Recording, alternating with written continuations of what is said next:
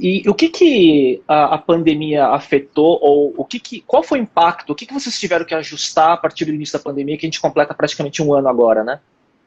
Nossa, super importante essa pergunta, Léo. A gente, como organização, nós como rede, nós tivemos que, assim, tomamos um susto, como quase todo mundo, quase que assim, meu Deus, a gente saiu dia 16 de março de 2020 para uma saída de quarentena de 15 dias, talvez 30 dias, e estamos há quase um ano.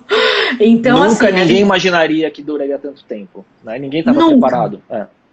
A gente estava olhando na época para a Itália e falava assim, não, a Itália ficou 30 dias de lockdown, uma situação tenebrosa, mas depois a situação melhorou.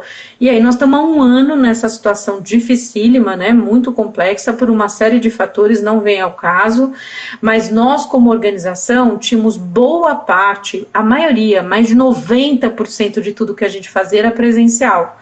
A gente fazia evento, consultoria, workshop, palestra, mentoria, aceleração, tudo presencial. E aí, da noite para o dia, como é que a gente faz para atender as mulheres? A transformação digital dentro da rede, para falar um chavão. Dentro da rede. Exato.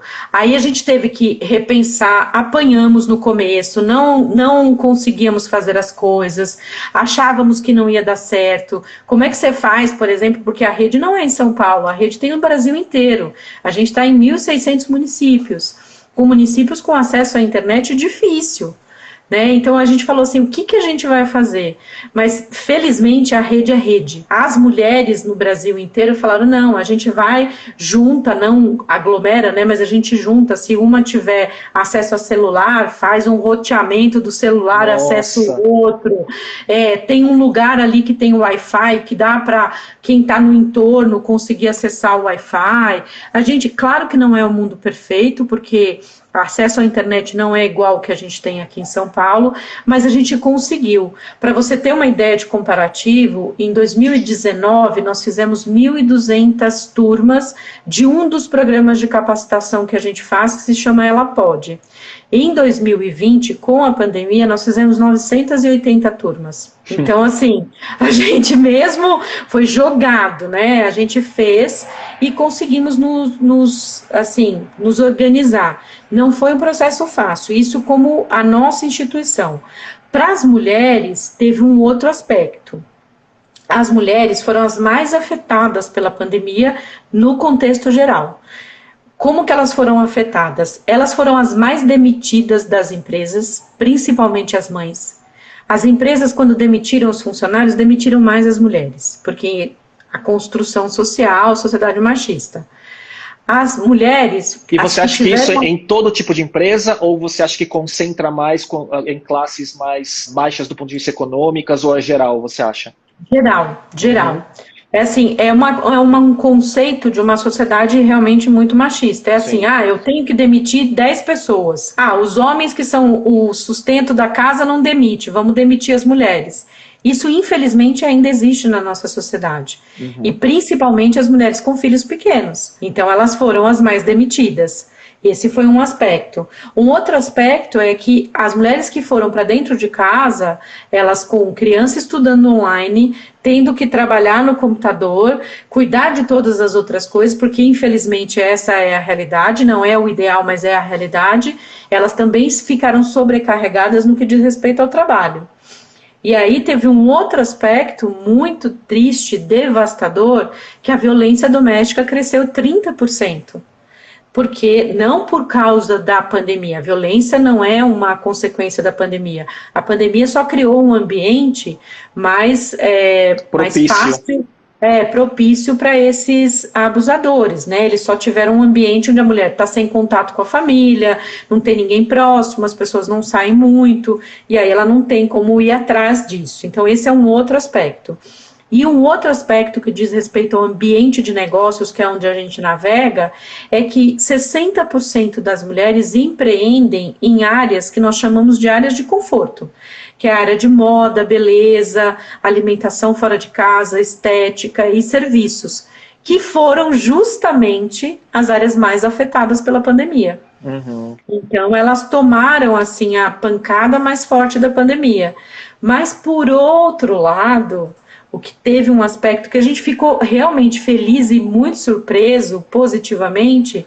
Nós fizemos uma pesquisa ano passado para saber como é que elas estavam lidando com a pandemia em maio. A gente já estava há alguns meses na pandemia. E foi muito interessante porque mulher tem cabeça de solução de problema.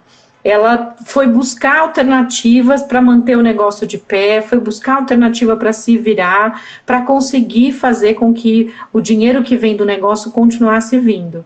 Não é fácil, mas elas tiveram essa movimentação de inovar, buscar fazer coisas muito simples, Léo, mas muito legais. A gente viu casos muito incríveis. É engraçado que a mulher, sob pressão, ela tem uma facilidade maior em ter resiliência e soluções criativas, me parece. Acho que até pelo contexto de ter que equilibrar vários pratos, não é? Do ponto de vista pessoal, profissional, biológico e tudo mais, que isso é um pouco natural, parece, né, da mulher, né? E o que eu estou vendo do que você falou, me parece que na pandemia, pelo menos no começo, o desafio não foi nem a falta de recurso, foi como operacionalizar um modelo de trabalho remoto, digital, né, para fazer a informação chegar na ponta e educar dessa nova forma, não é? Sem dúvida, para nós não foi. Foi o ano que a gente fez a maior captação de recurso, como eu te falei, mas foi o ano que a gente teve que aprender como nós mesmos nos virarmos e inovarmos para poder chegar nas mulheres e conseguir trabalhando e conseguir apoiando. No começo nós fizemos como todo mundo, fizemos um monte de live, um monte de conteúdo para gerar informação, para deixar o mais próximo possível. E aí no segundo momento a gente concentrou muito pesadamente em geração de renda.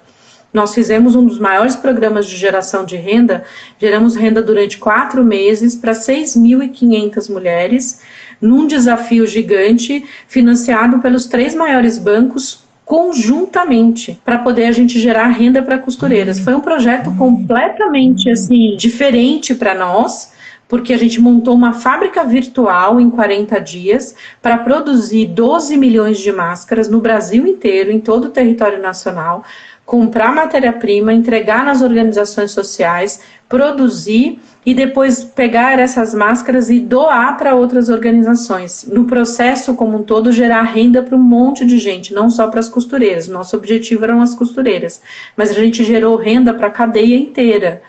E foi assim, desafiador. Muitas vezes, vou ser bem honesta, e eu gosto de falar essas coisas que dão errado.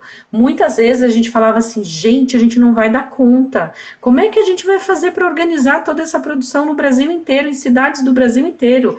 O tecido não chegava no Amazonas, para você ter uma ideia. A gente falava, como é que a gente faz para chegar o tecido no Amazonas? E todo mundo buscava solução. Eu acho que isso foi muito bacana. Os executivos dos 3 bancos que estavam fazendo tudo com a gente, nós vamos tentar ver se tem um cliente nosso aí na região que consegue entregar, consegue fazer. Todo mundo, a pandemia fez isso também, expôs o lado ruim, mas expôs muito o lado bom das pessoas. Vamos fazer dar certo, vamos fazer acontecer. E foi muito sensacional o que a gente conseguiu fazer num curto espaço de tempo, né?